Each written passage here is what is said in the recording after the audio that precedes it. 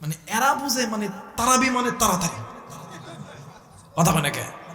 দেখবেন আমার বাংলাদেশে রমজান মাসে যেই মসজিদে যত তাড়াতাড়ি তারাবি তত মানুষ বেশি, কথা বলে কে?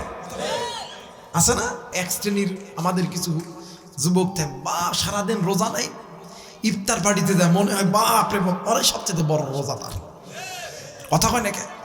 সব সময় কথা কয় নাকি রে? আর তারাবির নামাজ যখন শুরু হইব, আমি একদিন নামাজ পড়াইতে, তারাবির নামাজ পড়তে 40 মিনিট সময় লাগছে। আমার আগে যে হুজুরটা পড়াইতো এর লাগে 1 ঘন্টা, ওই দিন আমার 40 মিনিট। বাজারে আসার পরে বাপরে বাপ পান খালি যুবক, হুজুর মাশাআল্লাহ হুজুর সমস্যা নাই, হুজুর চালান আমরা আছি তো। মানে এরা বুঝে মানে তারাবি মানে তাড়াতাড়ি, কথা বলে কে? দেখবেন আমার বাংলাদেশে রমজান মাসে যেই মসজিদে যত তাড়াতাড়ি তারাবি তত মানুষ বেশি, কথা বলে কে? আছে না? আবার এরাই আবার দেখবেন সারাদিন রোজা থেকে নামাজ পড়বে না, রোজাদের ইফতারের কাতারে আগে, কথা বলে কে? কারণ এদেরকে যদি কয় যে হুজুর এই রমজান মাসে সবচেয়ে বেশি স্বাদ লাগে ইফতার, আরে স্বাদ তো লাগবে ওটা যে জান্নাতি খাবার, কথা বলেন ঠিক কিনা? তুমি কেমন মুসলমান? তুমি এক রমজানি মুসলমান, রমজান মাস আসলে নামাজ পড়বা, রমজান মাস চলে গেলে নামাজ পড়বা না, মানে আপনি মনে করে নিছেন রমজান মাস মানে আমার জীবনের গুনাহ খাতা মাফ, কথা কয় নাকি? মুসলমান ভাইরা আমার বন্ধুগণ, হযরত ওমর রাদিয়াল্লাহু তাআলা আনহু তিনি কেমন ইমানদার ছিলেন গো বাবাজি। আল্লাহ নবী জিন্দা থাকা অবস্থায় যতগুলো সাহাবীকে আল্লাহ তাআলা জান্নাতি বলে ঘোষণা করেছেন, এ বন্ধু এর মধ্যে আশারে মুবাশশারা 4 জন অন্যতম সাহাবী, এর মধ্যে একজন ছিলেন হযরতে ওমর রাদিয়াল্লাহু তাআলা আনহু। বাবাজি হযরত ওমর রাদিয়াল্লাহু তাআলা আনহু ঈদের নামাজ পড়ার পর বাদান্নে আমার ঘরের উঠানে বসিয়া ডুকরে ডুকরে কাঁদতেছে। বন্ধু আল্লাহর নবীর একজন জলিলুল কদর সাহাবী হযরতে আনাস রাদিয়াল্লাহু তাআলা আনহু ডাক দিয়ে কয়, ওমর রে আজ তো ঈদের দিন, আজ তুমি কেন কান্দো? তোমার কান্নার কারণ কি জলদি করে বলো না। আরে বন্ধু ওমর কোনো কথা বলে না, এইবারে হযরত ওমর খালি কান্দে আর কান্দে। সাহাবী আনাস ডাক দিয়ে কয়, ওমর রে আজকে তুমি কেন কান্দো? তোমার কান্নার কারণ কি জলদি করে বলো না। তুমি কেন হাসতেছো না? আজকে ঈদ মানে খুশি, ঈদ মানে হাসি, ঈদ মানে আনন্দ, ঈদ মানে আনন্দ, কিন্তু তুমি আজকে কেন কাঁদতেছো? হযরত ওমর ডাক দিয়ে কই, এরে আনাস একটা মাস রোজা করলাম, একটা মাস তারাবি পড়লাম, একটা মাস সিহরি খাইলাম, একটা মাস ইফতার করলাম, এই রমজান মাসে লাইলাতুল কদর পালন করলাম। এই রমজান মাসের ভিতরে আমরা কত রকম ইবাদতের মধ্যে আমরা লিপ্ত ছিলাম, কিন্তু রে আনাস আজকে ঈদের দিন তোমাদের কাছে খুশির দিন হইতে পারে, কিন্তু আমি ওমরের কাছে খুশির দিন না। ডাক দিয়ে কই, কেন খুশির দিন না? ডাক দিয়ে কই, আনাস রে আমি ওমর যদি জানতে পারতাম আজকে আমার জিন্দেগির গুনাহ আল্লাহ মাফ করে দিয়েছে, তাইলে আমি ভাবতাম আমার জিন্দেগির গুনাহ মাফ, আমি ওমর হাসিতে খুশিতে আত্মহারা হয়ে গেছি। আমি তো জানি না আমার আল্লাহ আমার জিন্দেগির গুনাহ মাফ করছে কি করে নাই। আরে বাজান কোনো দিকে কোনো নজর নেই, এই জন্য বলতেছি ঈমান যারা এনেছেন বাদান্নে আমার যারা কালেমা যারা জবানে পড়েছেন, এ বন্ধু অন্তরের দ্বারা স্বীকার করেন। আরেকটি আমল, এইটা হইল তাকওয়া। একটা জিনিস মনে কইরা রাখবেন, আপনি উঠবেন বসবেন, আপনি ঘরের ভিতরে, আপনি জঙ্গলের ভিতরে, আপনি পানির নিচে যেই জায়গায় থাকেন না কেন, যা কিছু কর্মকাণ্ড করেন না কেন, পৃথিবীর কেউ না দেখলেও একজন দেখেন, তিনি হইল আমার আল্লাহ। বাজান, আমার আল্লাহ বলেন, ইয়া আইয়ুহাল্লাযীনা আমানুত্তাকুল্লাহ ওয়া লা তামুতুন্না ইল্লা ওয়া আনতুম মুসলিমুন। এরে ঈমানদার বান্দা বান্দি, যারা তোমরা ঈমান এনেছো আমি আল্লাহর উপরে, ঈমান আনার পরে আমি আল্লাহকে ভয় করার মতন ভয় করো। দ্বিতীয় নাম্বার, ওয়া লা তামুতুন্না ইল্লা ওয়া আনতুম মুসলিমুন, তোমরা মুসলমান না হইয়া তোমরা মৃত্যুবরণ করিও না। আরে বাজান, আমার নবী বলেন, উম্মত, এই দুনিয়া থাকার জায়গা নয়, কেউ এই দুনিয়ায় চিরদিন থাকবো না। এই দুনিয়া ছেড়ে আপনাকেও যেতে হবে, এই দুনিয়া ছেড়ে আমাকেও যেতে হবে। আমার নবী বলেন, উম্মত, আখিরাতের সর্বপ্রথম ইমিগ্রেশন কাউন্টার হইল কবর। যেই বান্দা বান্দির কবর ভালো, যেই বান্দা বান্দির হাসর ভালো, ওই বান্দা বান্দির মিলান ভালো, ওই বান্দা বান্দি জান্নাতি। যেই বান্দা বান্দির কবর ভালো নয়, যেই বান্দা বান্দির হাসর ভালো নয়, যেই বান্দা বান্দির মিজান ভালো নয়, ওই বান্দা বান্দি জাহান্নামে।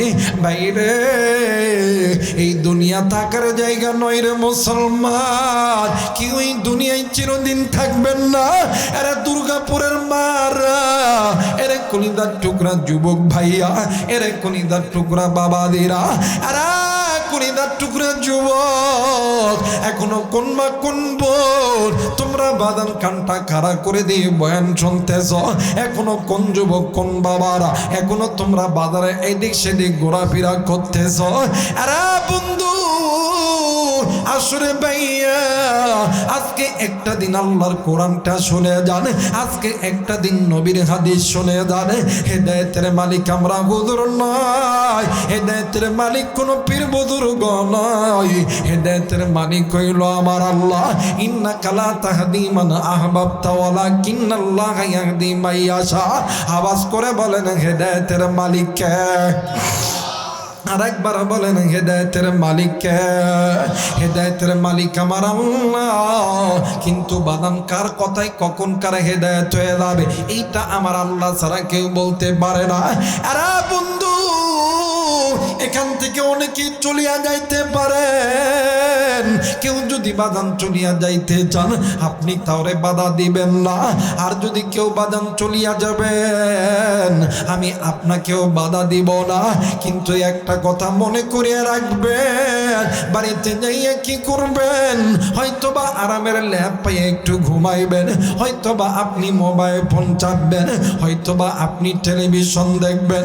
কিন্তু একটা বার কি লক্ষ্য নিছেন? এই তো রাত্রিবেলা দাইয়া তুমি আমি ঘুমাবো, আমি জানি না রে ভাইয়া কার ঘুম জানি আজকের জীবনের শেষ ঘুম হইতে পারে।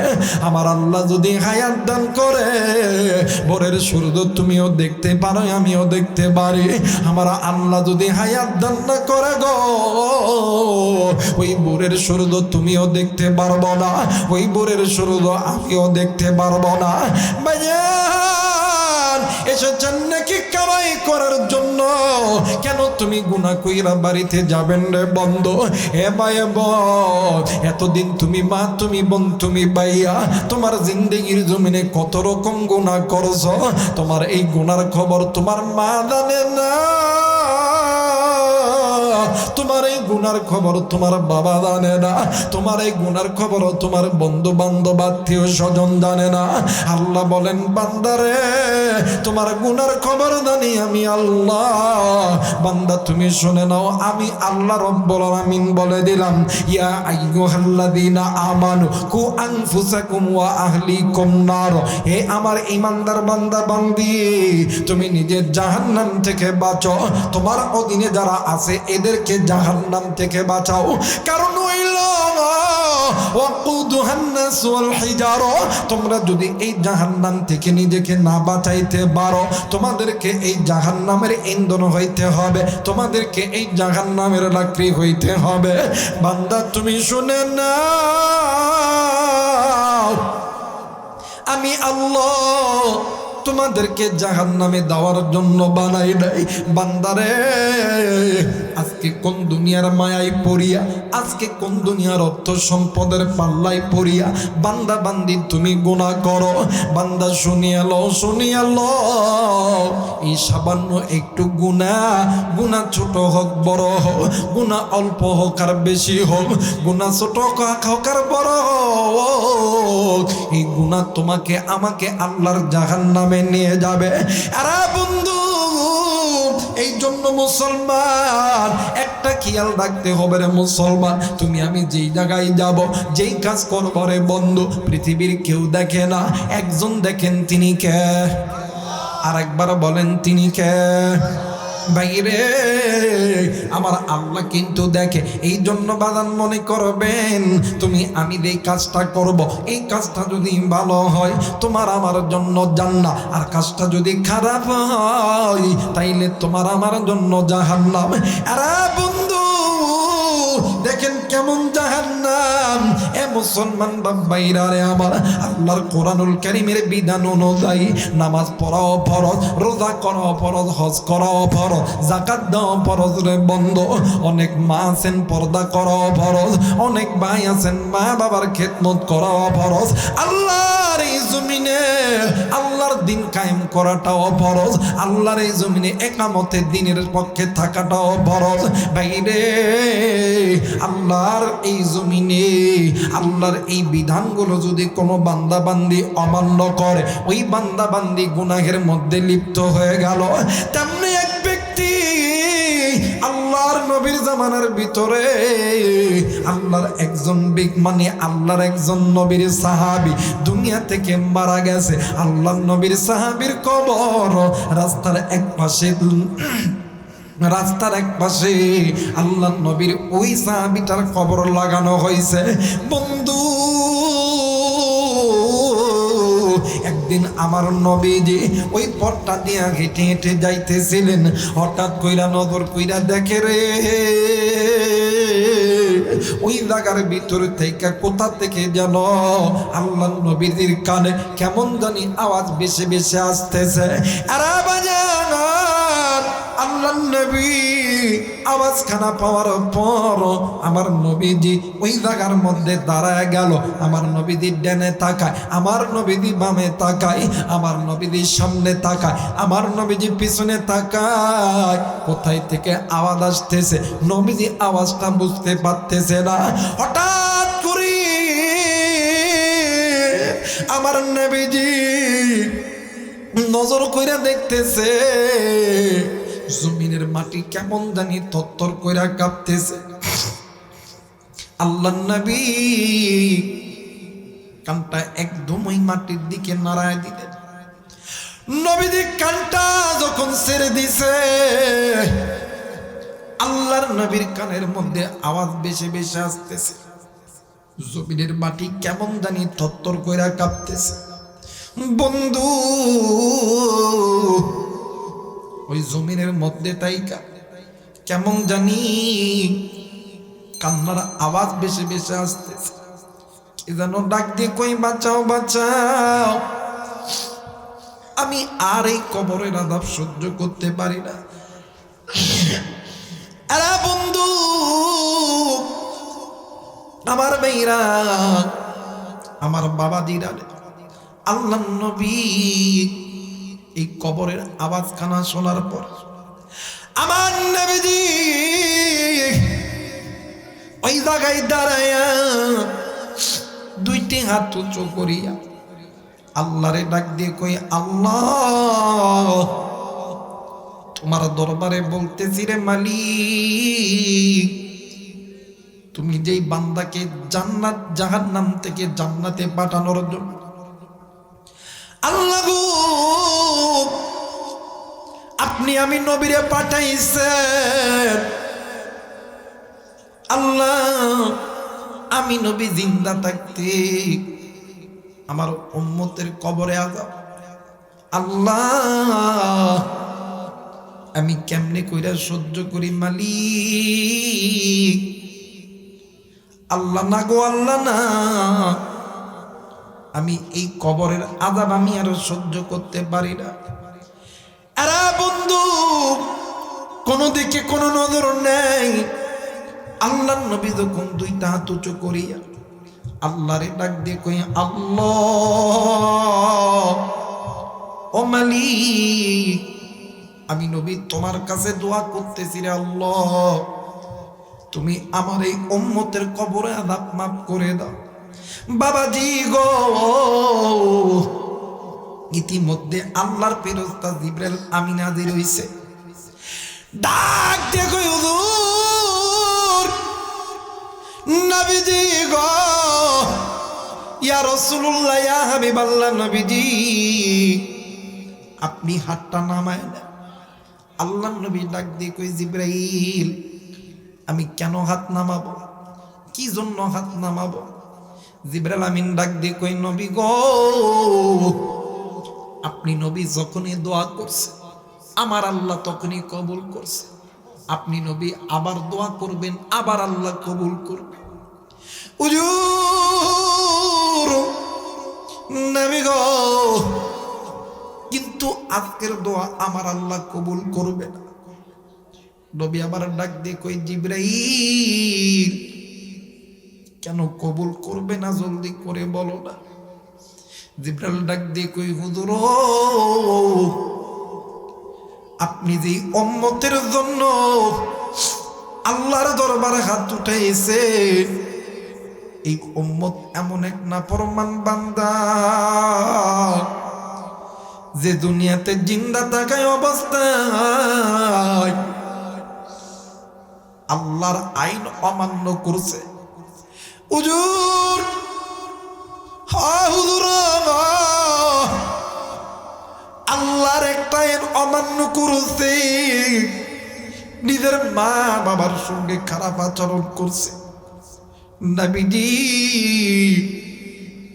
তার বাপ তার কষ্ট যন্ত্রণা সহ্য করতে না পারি ডাইরেক্ট আমার আল্লাহর আদালতে বিচার দায়ের করছে। হুজুর নবী গো, আপনি তো জানেন এই দুনিয়ার জমিনে আল্লাহর আইনের বিরুদ্ধে যদি কোনো বান্দা বান্দি চলে, ওই বান্দা বান্দি তো জাহান্নামে যাবে। আপনি নবী জানেননি? এরপরেও জনম দুঃখিনী মা সন্তানের জন্য আল্লাহর আদালতে বিচার দিছে। নবী গো, এই জন্য আবার আল্লাহ তার কবরটা জাহান্নামের আযাবে বন্দী করছে। জোরে বলেন নাউজুবিল্লাহ। মুসলমান ভাইরা আমার, বন্ধুগণ, কোনো দিকে কোনো নজর নেই। আল্লাহর নবী ডাক দিয়ে কই, সাহাবীরা শুনে যাচ্ছ নাকি? আবার এই সাহাবী ভাই দুনিয়া থেকে মারা গেছে। এই সাহাবী ভাই আল্লাহর এই জমিনের মধ্যে আল্লাহর আইনের বিরুদ্ধে চলাচল করছে। আবার আল্লাহ রাগ হইয়া ওই বান্দার জন্য কবরের আযাবের ব্যবস্থা করেছেন। জোরে বলেন নাউজুবিল্লাহ। আজ মুসলমান গুনাহ তো অনেক বড় গুনাহ করি, এরপরেও তো খেয়াল থাকে না। সামান্য ছোট্ট গুনাহ, মায়ের লগে বেয়াদবি করছি,